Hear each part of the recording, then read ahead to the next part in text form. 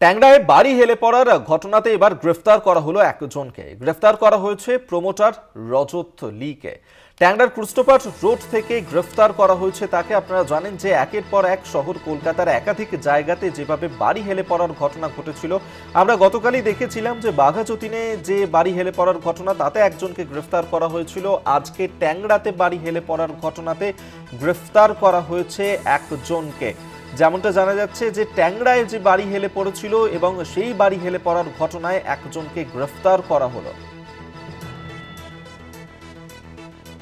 রিয়া মাঝি আমাদের সঙ্গে টেলিফোনে রয়েছেন প্রতিনিধি, আরো বিস্তারিত জানবো। রিয়া, ঠিক কি জানা যাচ্ছে, যাকে গ্রেফতার করা হয়েছে তার বিরুদ্ধে ঠিক কি অভিযোগ এই ঘটনায়?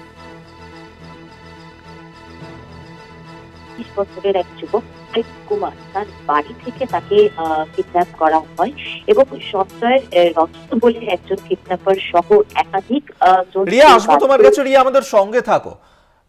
রিয়া, ট্যাংরাতে বাড়ি হেলে পড়ার যে ঘটনা, সেই ঘটনাতেই আমরা দেখলাম যে একজনকে গ্রেফতার করা হয়েছে। গতকাল বাঘাযতীনে বাড়ি হেলে পড়ার ঘটনা একজনকে গ্রেফতার করা হয়েছিল। আজকে ট্যাংরায় যে বাড়ি হেলে পড়েছে সেই ঘটনাতে যাকে গ্রেফতার করা হয়েছে, কি জানা যাচ্ছে তার সম্পর্কে?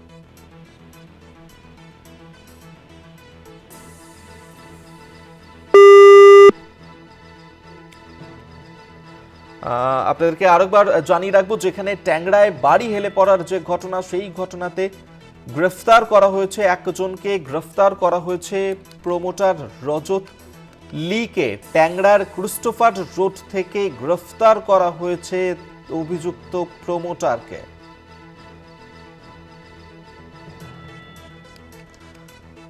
ট্যাংরায় ক্রিস্টোফার রোড থেকে গ্রেফতার করা হয়েছে। আপনারা জানেন যে যেভাবে শহর কলকাতার একাধিক জায়গাতে বাড়ি হেলে পড়ার ঘটনা ঘটছিল, গতকাল বাঘাযতীনে বাড়ি হেলে পড়ার ঘটনায় গ্রেফতার করা হয়েছিল একজনকে। আজ ট্যাংরায় বাড়ি হেলে পড়ার ঘটনায় গ্রেফতার করা হয়েছে প্রমোটারকে।